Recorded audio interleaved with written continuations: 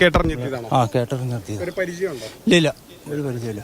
അത്തരത്തിൽ പലരും ഇതുപോലെ കേട്ടറിഞ്ഞൊക്കെ തന്നെ ഇവിടെ എത്തിയിട്ടുണ്ട്. ഇവിടെ ഉള്ള ആൾക്കാരാണോ? ഈ പ്രദേശത്ത് അധികം ആൾതാമസം ഇല്ലാത്തൊരു സ്ഥലമാണോ? മോൾ ഭാഗത്തേക്കില്ല, കോറിയുണ്ട്, പിന്നെ ഒരു കോളനി ഉണ്ട് അവിടെ. പഴയ സ്കൂളുണ്ട്, മരുന്നങ്ങാട് സ്കൂൾ പഴയത്.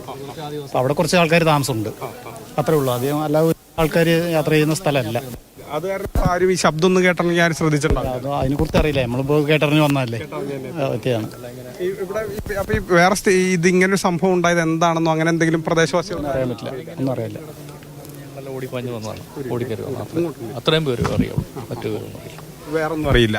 ഒന്നും അറിയില്ല. ഇപ്പം പലരും ഈ സംഭവം കേട്ടറിഞ്ഞ് ഇവിടെ എത്തിയവരാണ്. എന്താണ് സംഭവം എന്നറിയില്ല. കാരണം ഈ പ്രദേശം നമുക്കൊന്ന് ഇറങ്ങി വന്നാൽ നോക്കിയാൽ കാണാം, ഈ പ്രദേശം റബ്ബറിനാൽ ചുറ്റപ്പെട്ട ഒരു പ്രദേശമാണ്. ആ സ്ഥലത്ത് റബ്ബറല്ലാതെ അല്ലെങ്കിൽ ഈ പ്രദേശത്ത് മറ്റൊന്നും ഏതെങ്കിലും തരത്തിൽ ആളുകൾ താമസിക്കുന്ന സ്ഥലമോ ഒന്നുമില്ല. താഴേക്ക് പ്രധാന പാതയിലേക്ക് എത്തുമ്പോൾ മാത്രമാണ് ജനതാമസമുള്ളത്. പലരും അതൊക്കെ അതുകൊണ്ട് തന്നെയൊക്കെ കേട്ടറിഞ്ഞാണ് ഇവിടേക്ക് എത്തിയിട്ടുള്ളത്. നമുക്ക് ദൃശ്യങ്ങൾ നോക്കിയാൽ ദൃശ്യങ്ങളിലേക്ക് ഒരു നിമിഷം കഴിഞ്ഞാൽ നമുക്ക് പോകാം.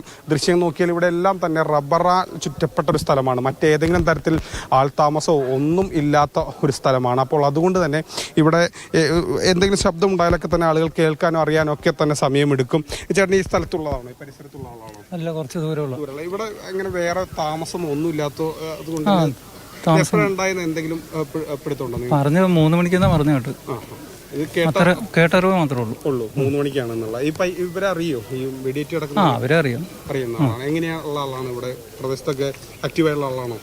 കുഴപ്പമില്ല, എല്ലാവരുമായിട്ട് നല്ല സൗഹൃദമുള്ള ആളാണ്. ഇങ്ങനെ ഒരു തോക്ക് ഇങ്ങനെ വന്നു അതൊക്കെ നമുക്കറിയില്ല, അറിയില്ല. അങ്ങനെ ഏതെങ്കിലും തരത്തില് ഇവിടെ ഇപ്പൊ പന്നിയുടെ ശല്യം അങ്ങനെയൊക്കെ ഉണ്ടോ? പന്നി ശല്യം വനമൊക്കെ ഉള്ളതല്ലേ, പന്നി ശല്യം ഉള്ള ഏരിയ തന്നെ. അപ്പൊ ഇങ്ങനെ പലരും കരുതുന്ന ആൾക്കാരുണ്ടാവുക അതിനെ കുറിച്ചൊന്നും നമുക്കറിയില്ല. ഏതായാലും ഈ യുവാവിന്റെ കയ്യിൽ ഇങ്ങനെ തോക്ക് വന്നു, തോക്ക് ഇങ്ങനെ ലഭിച്ചു, അങ്ങനെയുള്ള കുറെ ചോദ്യങ്ങൾ നിലനിൽക്കുന്നുണ്ട്.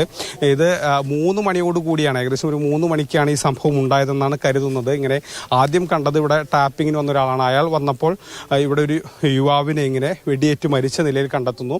അതിനുശേഷം പിന്നീട് പോലീസ് എത്തി പരിശോധിച്ചപ്പോഴാണ് ഈ സമീപത്തെ വീട്ടിൽ മറ്റൊരു യുവാവിനെ കൂടി ഇങ്ങനെ മരിച്ച നിലയിൽ കണ്ടെത്തിയത്. ഏതായാലും പോലീസ് ഈ സ്ഥലം ബന്ദോബസ്താക്കിയതിനു ശേഷം അന്വേഷണം ആരംഭിച്ചിട്ടുണ്ട്. ഇനി എന്താണ്, എങ്ങനെയാണ് മരിച്ചത്, എന്താണ് ഇതിന് പിന്നിലുള്ള കാര്യങ്ങൾ തുടങ്ങിയ കാര്യങ്ങളെല്ലാം തന്നെ അന്വേഷിച്ചു വരികയാണ്.